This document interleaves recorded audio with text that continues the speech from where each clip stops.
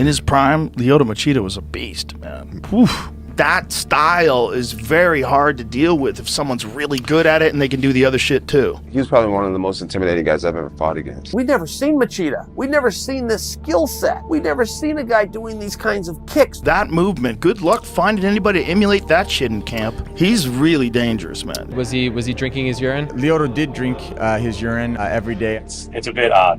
You do realize that. There is a lot of protein, vitamin C. He's a cheater on steroids. I took the blame. I commit mistake. Okay, I got it. I wasn't using it to cheating. If you're drawn to the stories behind the fighters, the rise and the legacy, then hit that like button and subscribe. Now let's step into the world of Lyoto Machida. Born on May 30th, 1978 in Salvador, Brazil, Lyoto was the third son of Japanese-Brazilian Shotokan karate master Yoshiro Machida. My father was Japanese. He went to Brazil in 1968. He was 22 years old and by himself with $100 in his pocket. Yoshiro had emigrated from Japan to Brazil at 22 and became head of the Japan Karate Association's Brazilian branch. Under his father's tutelage, Lyoto began karate at age 4 and earned his black belt by 13. How old were you when you started training karate with your dad? I was 4 years old. The main concern of my father wasn't to form a champion. His main concern is to form a good man with character, with respect, with discipline, stuff like that. He also studied sumo from age 8 and by 16 added Brazilian jiu-jitsu and boxing to his training. This diverse background laid the foundation for his signature blend of karate and grappling. Most of people, they don't know, when I was 15 years old, I saw UFC for the first time and I saw Royce Gracie beating out those guys. Then in that moment, I said, I want to do that for my life. I want to do that for a living. Then I put the dream in my mind. And when I was 30 years old, that came true. Growing up in Belém, Brazil, Machida excelled in martial arts competitions. He won the 2001 Pan American Karate Tournament and placed in multiple sumo championships. Eager to evolve, he traveled to Thailand to train in Muay Thai and later to Japan to study grappling at the New Japan Pro Wrestling Dojo. He also earned a degree in physical education during this time. I went through a lot of stuff. I went to Japan, Thailand. Now I believe the process. You need the process to get something. People think that everything's gonna be fast. No. If you want something real, it's gonna take time. His upbringing included some unusual health practices passed down from his father. Lyoto Machida's father, Yoshiro Machida, I just wanted to ask a training regimen of drinking your urine. Why do you do that, and what are the benefits to your body in doing that? The reason why is because it actually is a health reason. And what happens is when you eat, and all the food that you eat and you digest, not all of it comes out. But when you drink your urine in the morning, it helps flush your system out. So it basically cleans your system every day when you drink your urine. Most famously, Machida revealed that drinking his own urine was a family tradition. I drink my urine every morning like a natural medicine. And did Machida do this? Was he drinking his urine? The reason he started really drinking his urine was about probably 2 or 3 years ago. He had this cough. He would take medicine, he wouldn't get rid of it. And he asked his dad, what should I do? And he said, hey, drink your urine. That's what's going to keep you healthy. And that's exactly what he did. He drank the urine, and within a few weeks, his cough went away and didn't have that problem anymore. During the war in Japan, all the Japanese soldiers would drink their urine to help them, immune themselves from whatever they were trying to fight on. There wasn't medicine back then, so that was their only form of medicine. It's a bit odd. You do realize that. There is a lot of protein, vitamin C, A, you know what I mean? While doctors dismiss any benefits, the habit became part of Machida's legend and a symbol of his deep-rooted discipline. Yeah, I would drink Machida's urine. It's done wonders for him. You're saying that Machida has magic pee? Not from the source itself. This has gone too far. I'm sorry. Under the guidance of MMA promoter Antonio Inoki, Lyoto Machida launched his pro career in Japan, debuting on May 2nd, 2003 at a NJPW event where he defeated Kengo Watanabe by decision. I was working in Inoki in Japan. Did he ever slap you? Yeah, of course. There's this video that's viral. Antonio Inoki, it looks like he punches you after the fight. Yeah. What's going on with it? Right after my first fight, he did 3 slaps. Oh, yes. Was it hard? It was hard. It was hard, man, because I didn't expect that,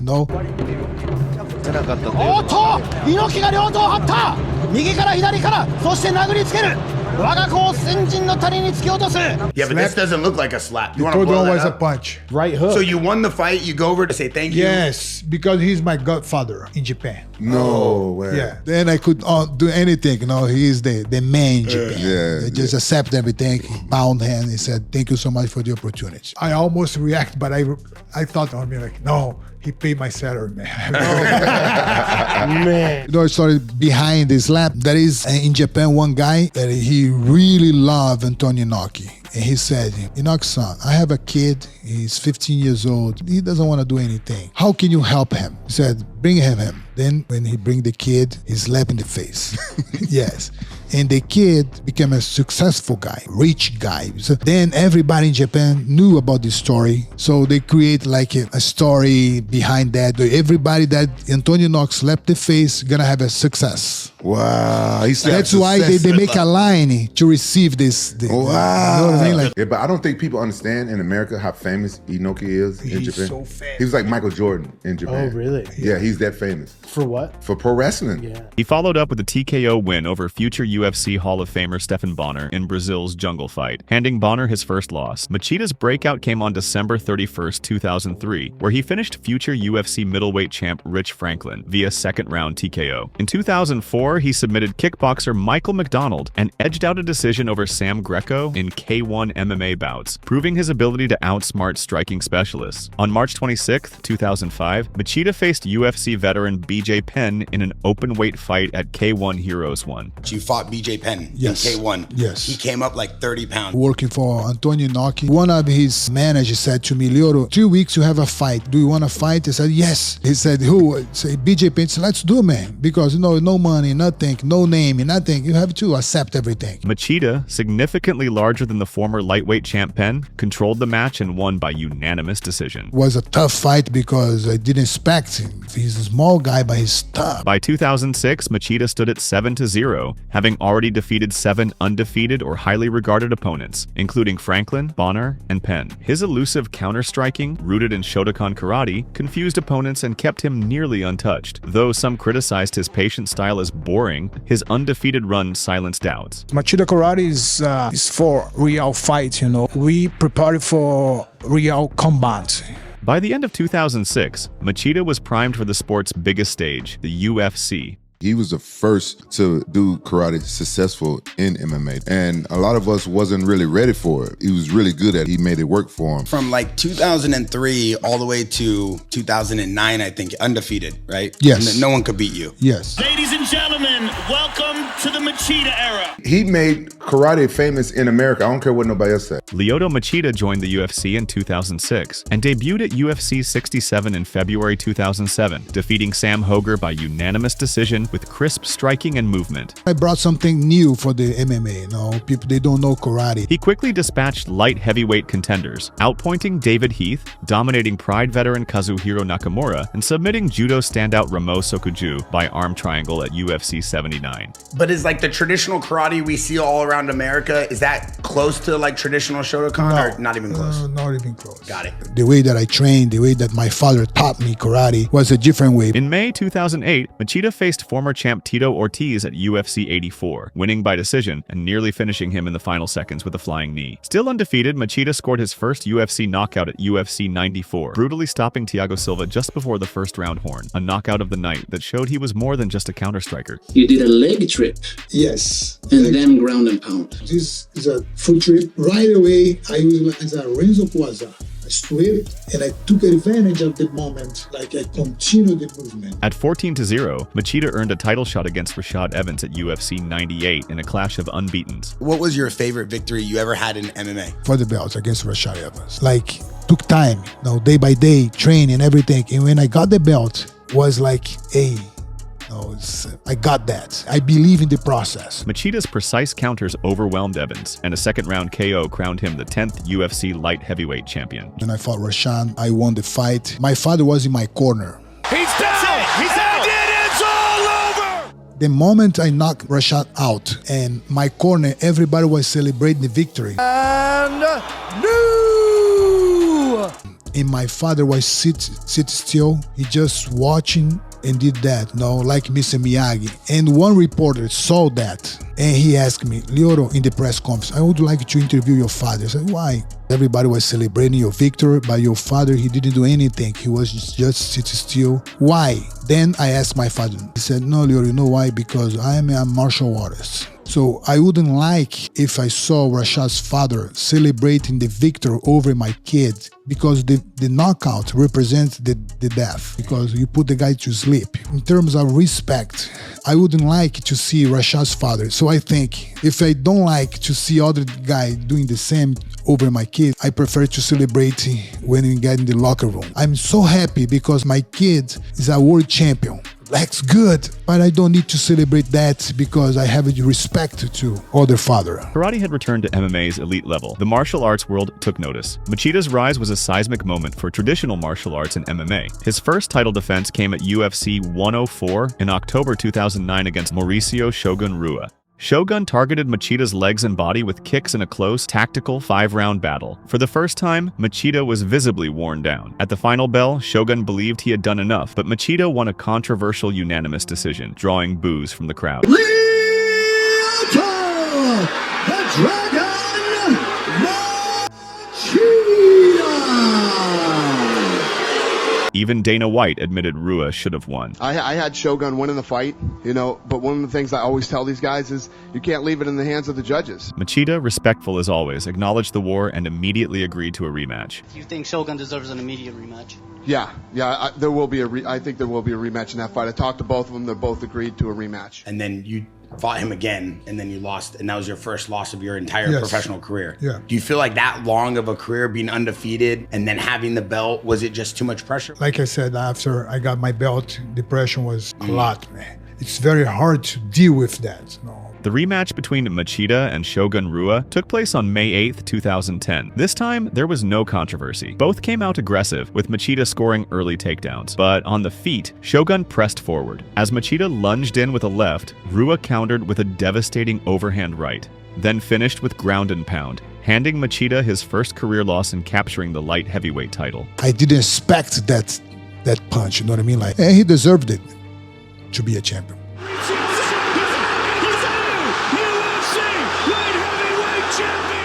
The aura of invincibility was gone, but his determination remained. 6 months later at UFC 123, Machida faced former champ Quinton Rampage Jackson. My training camp for you was one of the hardest training camps I ever had, because you're a very difficult person to fight, and I never wanted to fight you. I'm like, no way, I don't want to fight. It's like so difficult, right? It was a close tactical bout. Machida landed the cleaner counters, but the judges awarded Rampage a narrow split decision, marking Machida's second consecutive loss. But then he bounced back in style at UFC 129. Did you watch The Karate Kid growing up? Of course. What about you? Yeah, everybody did. Had me wanting to train karate. He's like the real life Karate Kid for me. Do you ever practice the crane kick? Yes, no, but you know what I did with Randy Couture, no? Kicked them in the mouth. I was laughing. Facing Randy Couture, Machida delivered one of MMA's most iconic knockouts, a jumping front kick also known as the crane kick. It landed flush on Couture's face. You kicked him in the mouth, and I think his tooth went flying. Knocking him out and sending a tooth flying. It was a walk-off KO earned knockout of the night and effectively retired Couture in his final fight.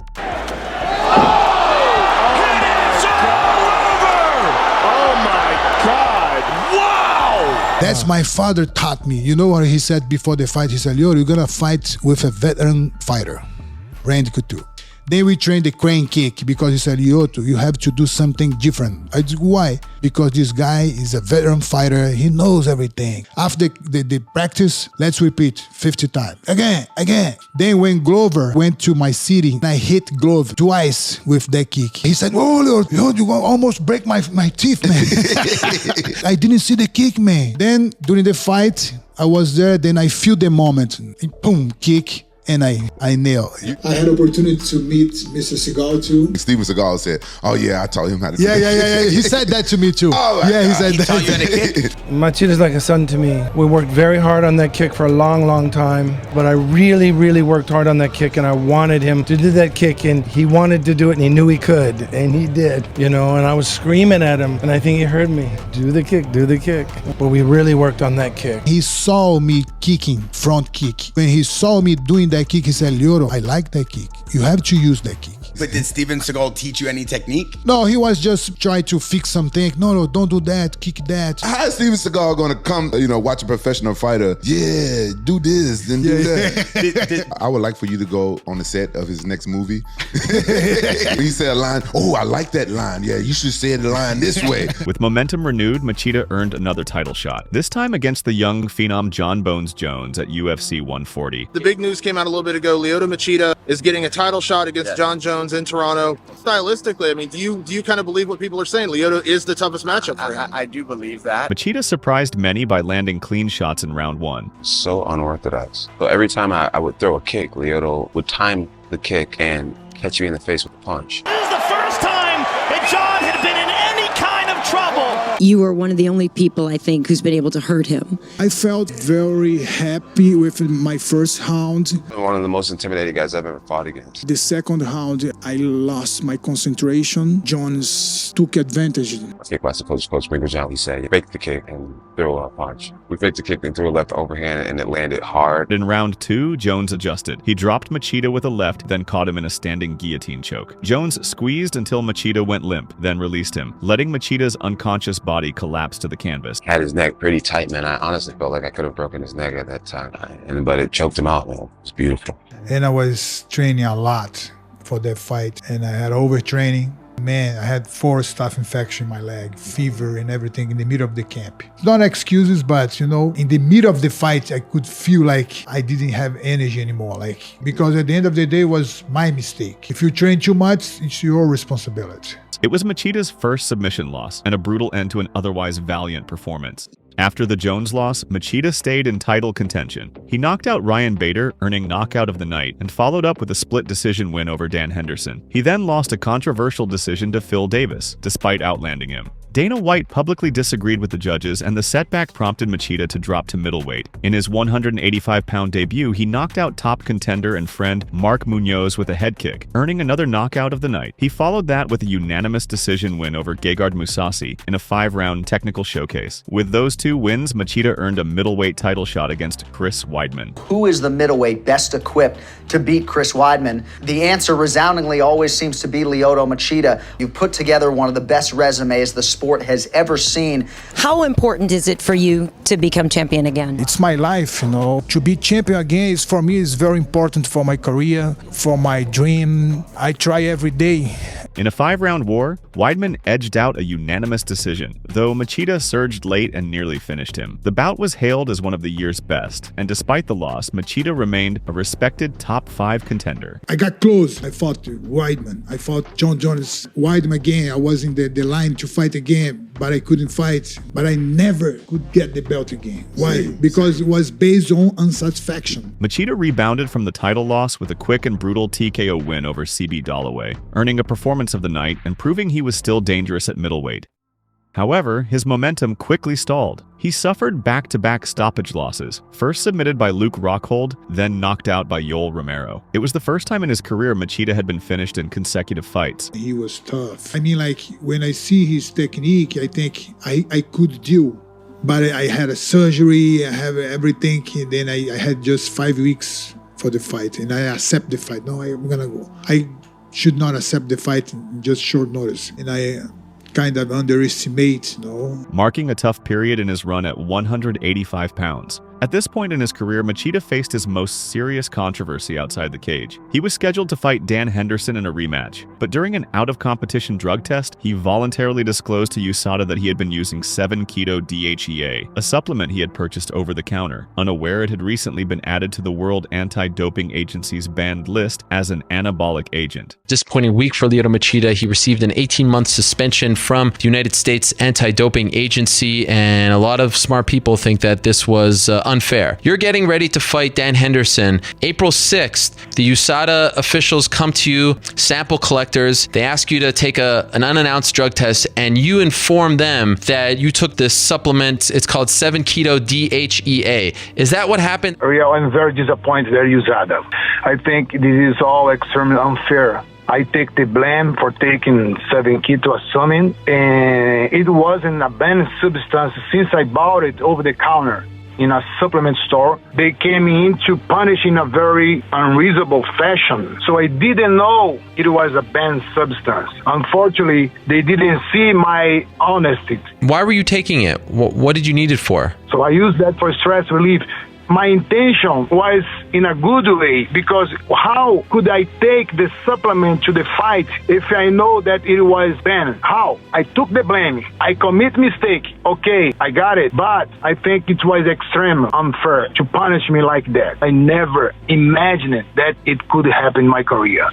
So I was exposed for everyone because I have my principles. That's what I was taught by my father. It's based on honor and integrity. And suddenly, I was exposed for the world. Upon realizing the substance was prohibited, Machida immediately informed the UFC and USADA. The UFC pulled him from the fight, and USADA issued an 18-month suspension, reduced from the standard 2 years due to Machida's cooperation and early admission. And so when you were told you're getting 18 months, were you very surprised? I couldn't believe it. I didn't want to fight against USADA at all. Yeah. Just want to show my side, because nobody knows my side. Sure. And I believe people should pay for their mistakes, but it has to be fair. I wasn't using it to cheat. The ban was retroactive to April 2016, making him eligible to return in late 2017. At 38 years old, the suspension came at a critical stage in his career. But are you planning on serving the suspension and coming back to the UFC? 100%. Okay. 100%. So I'll be back stronger. I'll be back better. While some fighters criticized him, many saw it as an honest mistake. Still, it marked the first blemish on an otherwise clean and disciplined career and forced Machida out of competition for a year and a half. After an 18-month suspension, Machida returned against rising middleweight Derek Brunson. The layoff showed. Brunson knocked him out in the first round, marking Machida's third consecutive loss. Still determined, Machida bounced back with a split decision win over Eric Anders in his hometown of Belém. It was his first victory since 2014, proving he could still compete with younger fighters. Machida's final UFC bout came against Vitor Belfort, where he delivered a highlight reel front kick knockout, earning a Performance of the Night bonus. It was a dramatic end to his UFC career, finishing with a 16-8 record and a 2-fight win streak. A rare feat for a veteran nearing 40. I want to ask you about that Vitor Belfort fight. How bad did you feel that you did the same knockout that Anderson Silva? After that fight, you just showed him respect. But I know he was thinking, man, not again. I feel good. Yes. After fighting out his contract, Machida chose not to re-sign with the UFC. Instead, he signed a multi-fight deal with Bellator MMA, viewing it as a fresh challenge and a chance to face familiar rivals in a new setting. The move to Bellator. What was the decision making going into that? People, they don't know what happened. So I had my last fight against Vitor Belfort. It was my last fight in contract. So in my contract, there is a clause that I could go to another event and talk. Then I have a chance to meet people from Bellator, Mike Hogan, and they said, Lyoto, if I pay you what you want, you would fight for Bellator? I said, yes. Let's shake your hand. Then we shake your hand. Then I went back to UFC and I said, hey, now I have a new offer from another event. The UFC has the right to match it. To match the offer. No. Then UFC match the offer, but then I didn't want to leave UFC. Then I called my father. I have a new offer here. Then I explained what happened. He said, Lyoto, did you shake hands? I said, yes, I did. If you shake hands, your words value more than anything. I said, no, I know that. I just want to hear your opinion. My opinion is that you have to keep your words. Let's do Lyoto. Machida made his Bellator debut with a split decision win over former champion Rafael Carvalho, extending his win streak to 4 and establishing himself as a middleweight contender. He followed up with a dominant TKO victory over Chael Sonnen, finishing him with a flying knee in what became Sonnen's retirement fight. I knew that he always tried to put me on the ground with a double leg. Then I just jumped on my knees and hit his face. Next, Machida returned to light heavyweight to rematch Gegard Mousasi. The bout was close, but this time Mousasi won by split decision, evening the score. Machida stayed at 205 pounds and faced Phil Davis in another razor-thin fight, losing another split decision. Signs of decline began to show, though he remained competitive. In Bellator's light heavyweight Grand Prix, he was matched with Ryan Bader. Bader used a wrestling-heavy strategy to neutralize Machida, winning by unanimous decision and eliminating him him from the tournament. Machida's final fight to date came back at middleweight against rising prospect Fabian Edwards, who knocked him out in the first round. It marked Machida's 4th straight loss. After 4 years in Bellator, Machida finished his run with a 2-4 record. With his pro record now at 26-12, he became a free agent once again, and speculation grew that his legendary career might be nearing its end. Lyoto Machida's legacy in MMA is secure. He's considered one of the sport's most technical and innovative strikers. At his peak, Machida was one of the hardest fighters to hit. Blending karate with jiu-jitsu and Muay Thai, his highlight reel knockouts, Rashad Evans, Randy Couture, Vitor Belfort, remain iconic. MMA fans consider you to have one of the most, if not the most challenging MMA record ever, because you fought so many fighters in their prime. You fought everybody. You fought the best of the best. You never ran from fights. He defeated many of the era's best, former champions and Hall of Famers. The UFC has called him one of the greatest fighters of all time, and many expect him to be inducted into the UFC Hall of Fame. Outside the cage, Machida contributes to martial arts through teaching. In 2017, he and his brother Chinso opened the Machida Karate Academy in California, offering classes rooted in discipline, respect, and self-defense. You have to be different. You have to work on the principle, decency, time, fake, one step ahead.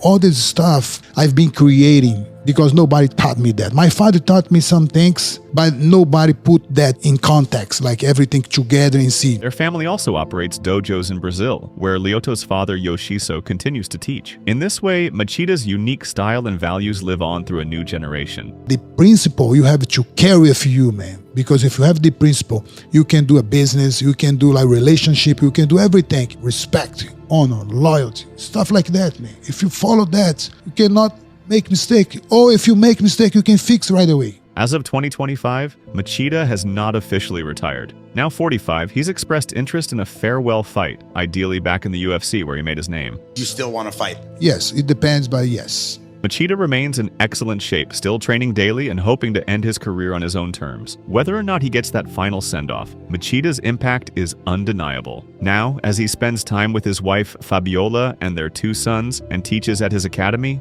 Machida remains a beloved figure among fans who appreciate the art and martial arts. Whenever he does hang up the gloves for good, Lyoto the Dragon Machida will retire as one of MMA's all-time greats.